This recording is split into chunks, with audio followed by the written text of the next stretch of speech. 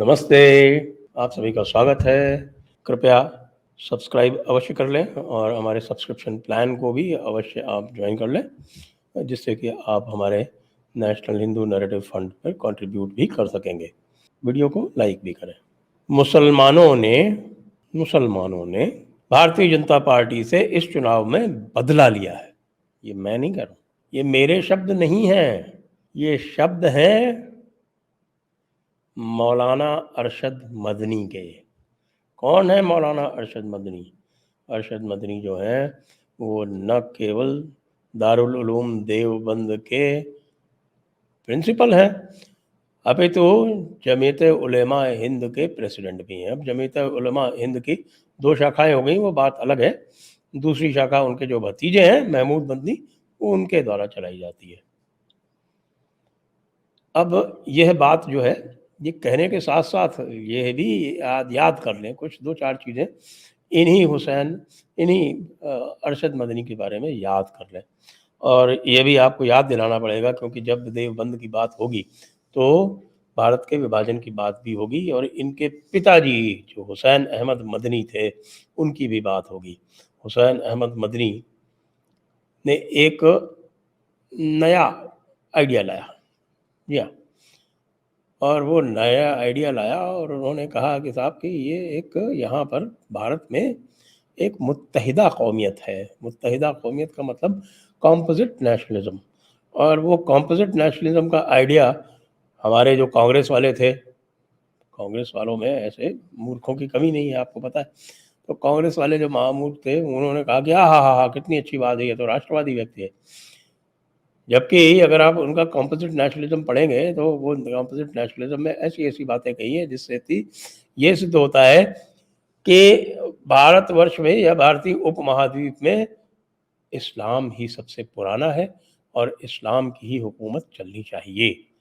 क्योंकि उनके हिसाब से अ, हज़रत आदम जो थे, हिल्ले इस्लाम, हज़रत आदम जो थे वो सबसे पहले भारत में आए थे। अब आप ये मत पूछिएगा कि भई इनका इतिहास कब से आरंभ होता है और भारत वाले जो हैं, यानी जो भारतवर्षी जो मूल भारतवर्ष के जो निवासी हैं वो अपना इतिहास कब से मानते हैं। आप कहेंगे कि आपका जो इतिहास है वो लाखों वर्षों से चल रहा है, और बल्कि जो लोग सतयुग और कलयुग की जो गणनाएँ करते हैं तो वो तो पता नहीं कितने लाख करोड़ वर्ष बता देंगे, और कल्प के हिसाब से तो अरबों वर्ष बता देंगे।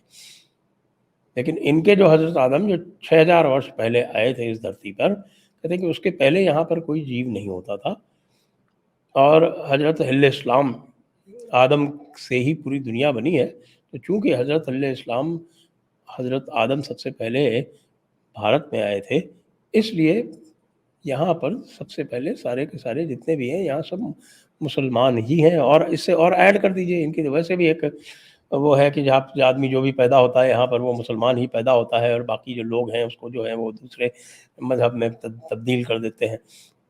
इसलिए ये इनका पूरा हक है कि उसको जो है वो वापस हिदायत दें और उसको वापस इस्लामी बनाएँ। ये लब्बे-लुबाब इस कॉम्पोजिट नेशनलिज़्म का है।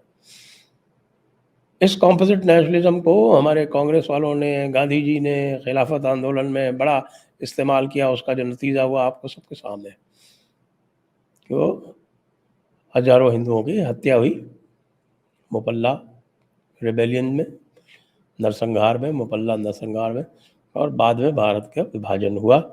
भारत के विभाजन के समय भी ये लोग कहते रहे कि नहीं साहब, पूरा हिंदुस्तान जो है वो हमें इस्लाम में तब्दील करना है, इसलिए इसको आप विभाजित मत करिए। जब विभाजन हुआ तब इनके जो भी बड़े-बड़े थे ना वो सब उधर चले गए और बाकी यहाँ रह गए पूरा कन्वर्ट करने के लिए।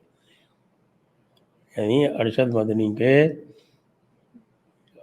उस समय जो थे हुसैन अहमद मदनी के जो सबसे मजबूत सिपहसालार थे, शबीर अहमद उस्मानी, वो वहाँ चले गए और पूरा का पूरा पाकिस्तान जो है बनवाया बरेलियों था, और वो देवबंदियों के साथ में बिल्कुल मस्त हो गए।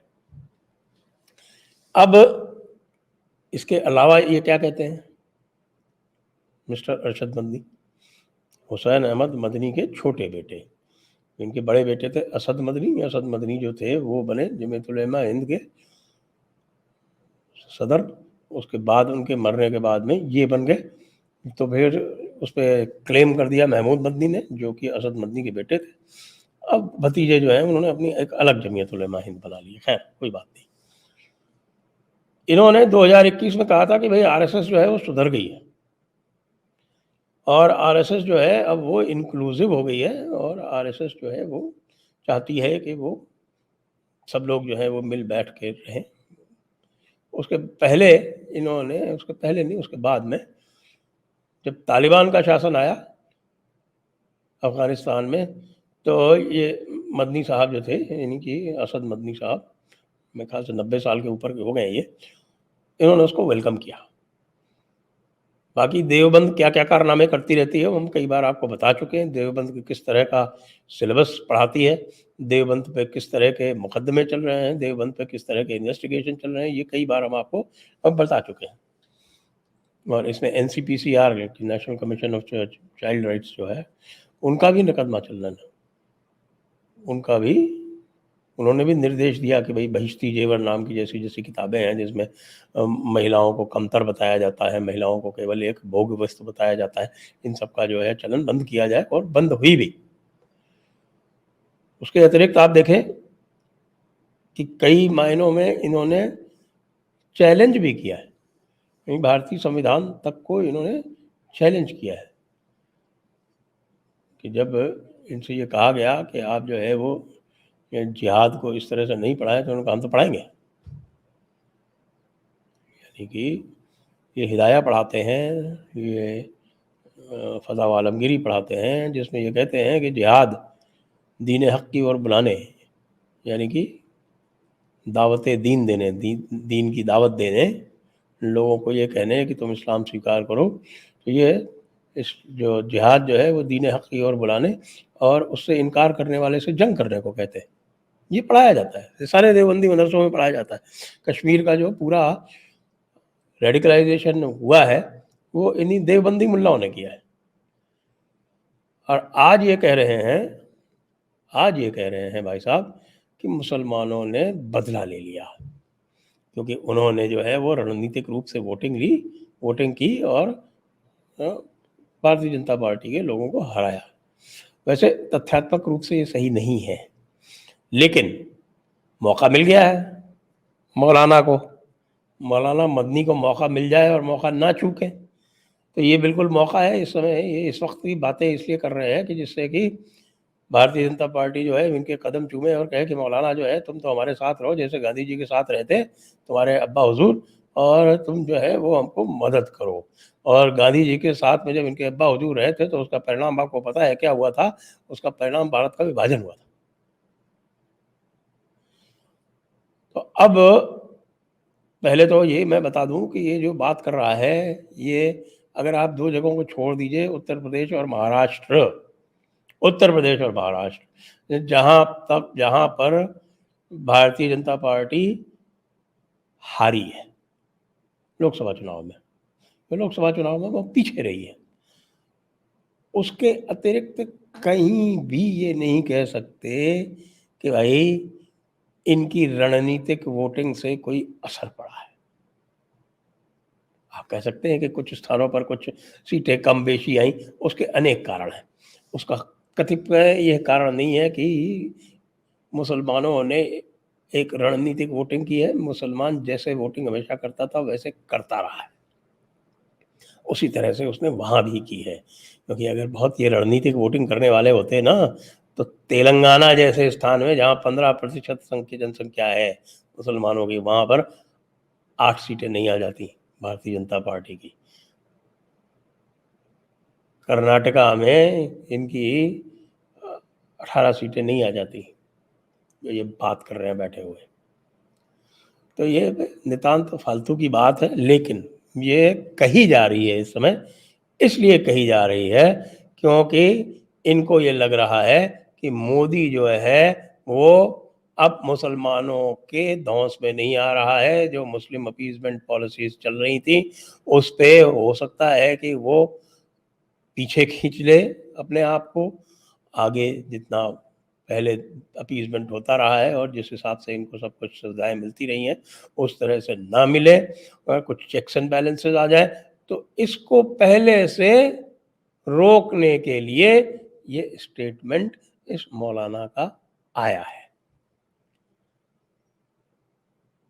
ये स्टेटमेंट कतई भी कोई सिंसियर स्टेटमेंट नहीं है, झूठा स्टेटमेंट है, मौके का फ़ायदा उठाने का तरीक़ा है और बीजेपी को कतई इससे चिंतित नहीं होना चाहिए और बल्कि ये कहना चाहिए कि भई तुमने बदला ले लिया?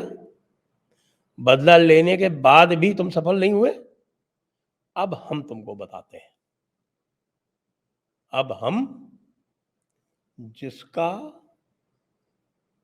जिसका साथ उसका विकास, अब हम ये करेंगे। इस मौलाना की बात का यही उत्तर है कि सबका साथ सबका विकास नहीं होगा, जिसका साथ उसका विकास।